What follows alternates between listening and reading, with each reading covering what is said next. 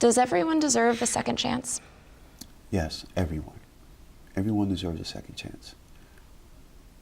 In fact, I would ask, you know, I've never met a person who didn't feel that they shouldn't receive a second chance. You know, we all make mistakes, and I think that's part of being human. Except that for some people, those mistakes can be lifelong, and other folks are not lifelong mistakes.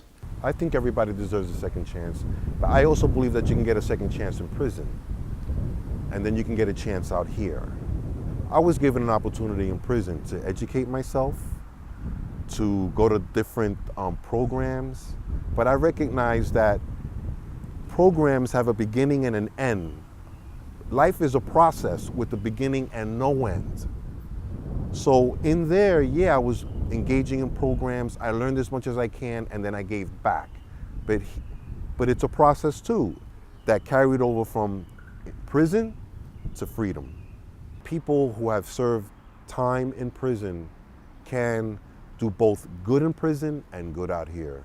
And that we can serve our community in a way that maybe they can't.